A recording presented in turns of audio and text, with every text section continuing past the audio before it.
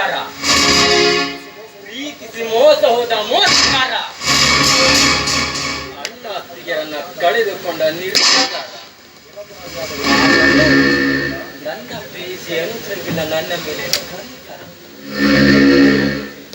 ನೀನು ನನ್ನ ಬಾಳಲ್ಲಿ ಅರಳಿದ ಅನುರಾಗದ ಹೂ ಅಂತ ನಂಬಿದ್ದಲ್ಲ.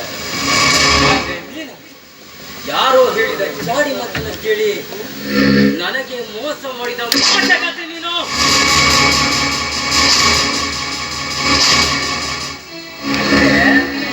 ನೀವು ಹುಡುಗಿಯರೆಲ್ಲ ಮದುವೆ ಆಗೋ ಉದ್ದೇಶ ಇಲ್ಲ ಅಂದ್ರೆ ಯಾಕೆ ಲವ್ ಮಾಡ್ತೀರಾ? ಹುಡುಗ ಪ್ರಪೋಸ್ ಮಾಡ್ದಲೆ ಚಪ್ಪಲಿ ತಗೊಂಡು ಹೊಡೆದು ಆಗಲ್ವಾ? 4 ದಿನ ಹುಡುಗ ನೋವು ಕೊಡ್ತೀವಿ, ಆದ್ರೆ ಹಿಂಗೆ ಕೊನೆವರೆಗೂ ಮೋಸ ಮಾಡಿ ವಿಷ ಕುಡಿಯೋ ಮಾಡ್ತೀರಲ್ವ?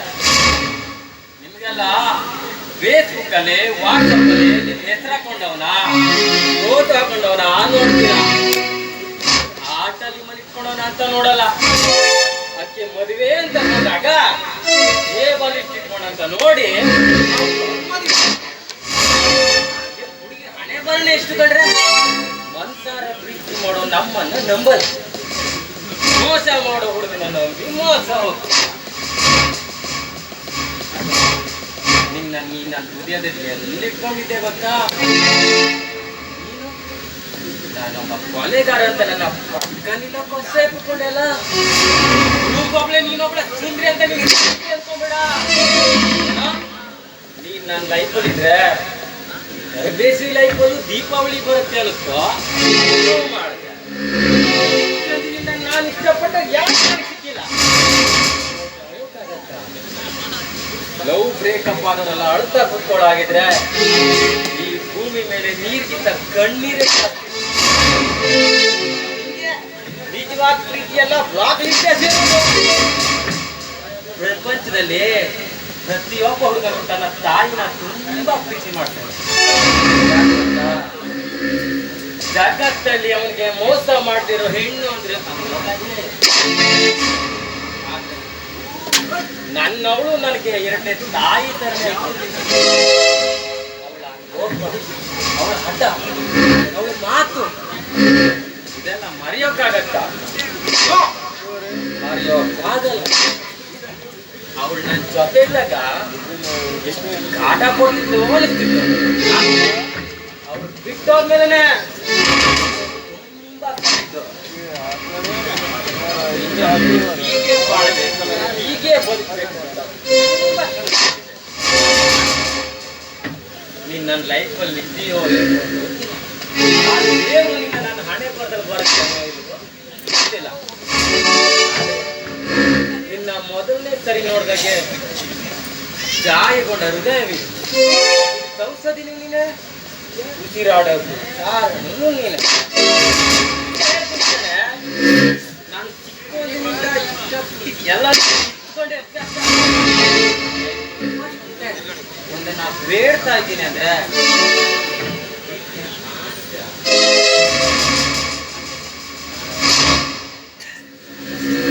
ಪ್ರತಿಯೊಬ್ಬನು ಒಳ್ಳೆನಾಗೇ ಇರೋದು ತುಂಬಾ ಕಷ್ಟ ಅಂತ. ನಾನು ಕೆಟ್ಟವನಾಗೇ ಇದ್ದೀನಿ, ಖುಷಿಯಾಗಿರ್ಬೇಕು ನಗ್ನಗ್ತ, ಅದೇ ನನ್ನ ಕೊನೆ. ನಗು ನೀ ಹಾಗೆ ಸುಮ್ಮನೆ, ನಗು ಬೆಳಕಾಗಲಿ ಮನೆ, ಕಲ್ಲದೆಯಲ್ಲೂ ಕಾಮನಗೊಂಡು ಮೂಡಿಸುವ ನಿನ್ನ ಗುಟ್ಟದೇನು, ಹೋಲಿಕೆ ಇಲ್ಲ ನಿನಗೆ ನೀನೇ ರೂಪಕ. ನಗು ನೀ ಹಾಗೆ ಸುಮ್ಮನೆ, ನಗು ಬೆಳಕಾಗಲಿ ಮುಂದೆ ನೀ ಸೇರುವ ನಿನ್ನ ಗಂಡನ ಮನೆ. ಚಿಕ್ಕಪ್ಪ, ಏನಿದು ಏನಿದು ದುಶ್ಚಟಕ್ಕೆ? ನೀನು ಒಂದಿನ ಹೆಣ್ಣಿನ ಒಂದು ಹೆಣ್ಣೆ ನೆನಪಿಗೋಸ್ಕರ ನೀನು ಈ ರೀತಿ ಮಾಡ್ತಾ ಇರೋದು ಸರಿಯಲ್ಲ ಚಿಕ್ಕಪ್ಪ. ನನ್ನ ದೇವಿಯ ಮಧುರ ಕ್ಷಣಗಳು ನೆನಪಾದಾಗ ಆಟವನ್ನು ನೋವಿಗೆ ಪ್ರಪಂಚದಲ್ಲಿ ಯಾವ ಡಾಕ್ಟರ್ ಔಷಧಿ ಕೊಡೋಕೆ ಸಾಧ್ಯನೇ ಇಲ್ಲ. ಆ ದೇವಿನ ಮರಿಬೇಕಂದ್ರೆ ಈ ದೇವಿ ನನ್ನೊಳಗೆ ಹುಡುಕಿರಂತ ನೀವು ಬೇಸರ ಅಂದ್ರೆ ಇನ್ನೇನಾಗುತ್ತೆ ಚಿಕ್ಕಪ್ಪ? ನೀನು ಒಳ್ಳೆಯವರು ಅಂತ ಅನ್ಕೊಂಡಿದ್ದೆ, ಆದ್ರೆ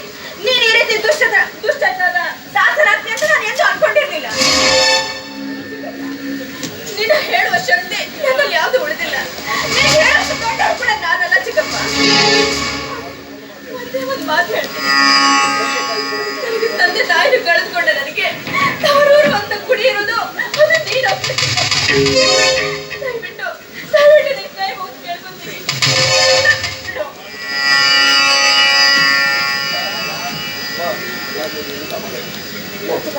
ಇದನ್ನೆಲ್ಲ ಬಿಟ್ಬಿಡು. ಬಾ, ನಿಮ್ಗೆ ಊಟ ಬಿಡ್ತೀನಿ.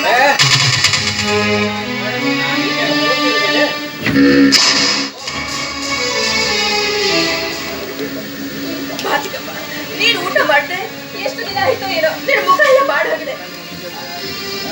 ನೀನಿಲ್ಲ ಗೊತ್ತಾ, ನಾಳೆ ಹೋಗಿ ಊಟ ತರ್ತೀನಿ.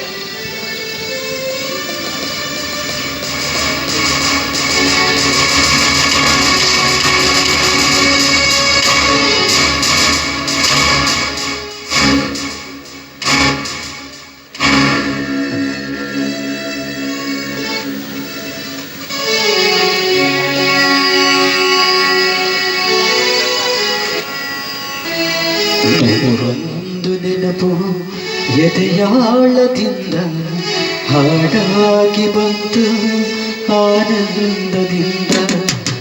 ಒಂದು ನೆನಪು ಎದೆಯಾಳದಿಂದ ಹಾಡಾಗಿ ಬಂತು ಆನಂದದಿಂದ. ಸಿಂಧೂರವೆಂದು ನಗಲಮ್ಮಂದು ಎಂದೆಂದು ಇರಲಮ್ಮ ಗೆಳೆಯ ಬಂದ.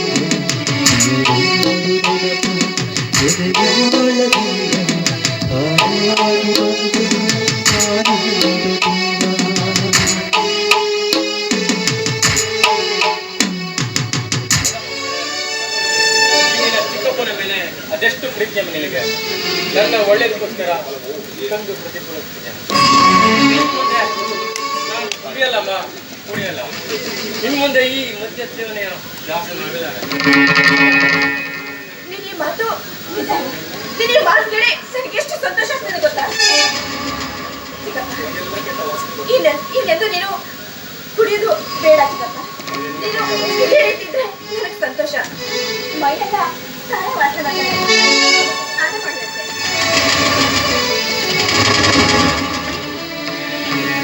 ಪ್ಲೀಸ್ ನನ್ನನ್ನು ಕ್ಷಮಿಸ್ಬಿಡಿ. ಕ್ಷಮಿಸೋಕ್ ನಾನು ಯಾರು? ನಾನೊಬ್ಬ ಕೊಲೆಗಾರ, ಪ್ರೇಮಿ. ಯಾಕೆ ರೀತಿ ಮಾತಾಡ್ತಾ ಇದೀಯಾ? ನಿಜವಾಗಿ ಹೇಳ್ತಾ ಇದ್ದೀನಿ, ನೀನು ಕೊಲೆಗಾರನಲ್ಲ, ನೀನು ಪಾಗಲ್ ಪ್ರೇಮಿನೂ ಅಲ್ಲ. ನನ್ನ ತಂದೆ ತಾಯಿಗಳು ನನಗೆ ಮೋಸ ಮಾಡಿದ್ರು. ರಿಯಲಿ ಐ ಆಮ್ ರಿಯಲಿ ಸಾರಿ.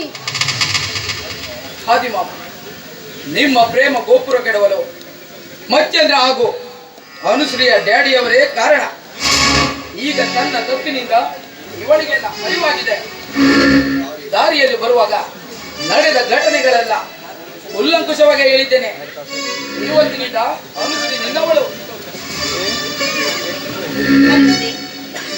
ನಮ್ಮ ಚಿಕ್ಕಪ್ಪ ಮೃದು ಮನಸ್ಸಿನವರು. ಅವರು ನಿನಗೋಸ್ಕರ ಕುಡುಕರಾಗುತ್ತಿದ್ದ. ಇವತ್ತು ಆನೆ ಮಾಡಿ ಇನ್ನೆಂದು ದುಶ್ಚಟದ ದಾಸನಾಗೋದಿಲ್ಲ ಅಂತ ನನಗೆ ಮಾತು ಕೊಟ್ಟಿದ್ದಾರೆ. ಇನ್ಮೇಲೆ ನೀನು ಅವರ ಮನಸ್ಸು ಎಂದು ನೋಯಿಸ್ಬೇಡ.